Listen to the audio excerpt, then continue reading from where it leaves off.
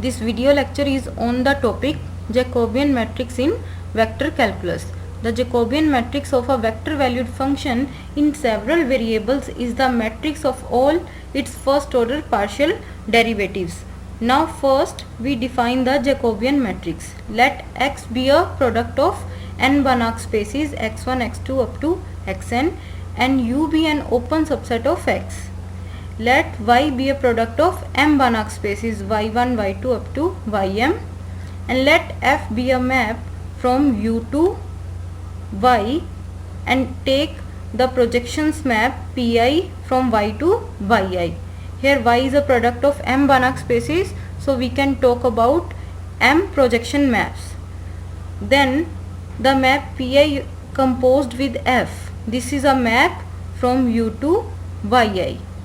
Now if for all these m maps, if all the partial derivatives of the map Pi composed with F exist at a point A in U, then the Jacobian matrix of F at this point A is denoted by J subscript F at the point A, and this is the matrix. Here in the first row we are taking all the partial derivatives of the function P1 composed with F at the point A, and in the ith row we are taking all the partial derivatives of the function Pi composed with F at the point A, and in the mth row we are taking all the partial derivatives of the function Pm composed with F at the point A. So this is a m cross n matrix.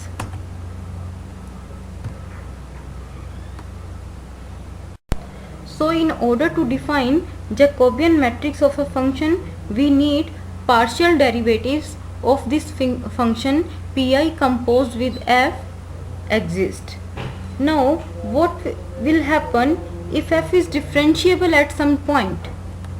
So we will see if F is a map from U to Y, where U is an open subset of X and Y is a product of m Banach spaces, X is a product of n Banach spaces, and F is not only a map, this is a differentiable map at the point A in U. Now you can see if we are taking all these projection maps and composition with F, then Pi composed with F is a map from U to Yi. Now F is differentiable at A and Pi, this is a projection map, so that is why linear, and every linear map is differentiable everywhere. So, and by composition theorem, composition of this function will be differentiable at the point A. So by total differentiation theorem, if a function is differentiable at a point, all its partial derivative exist at that point. So that is why all the partial derivatives of this function Pi composed with F will exist at the point A for each I 1 to m. So it means if our function is differentiable at a point A, then its Jacobian matrix at that point A will definitely exist.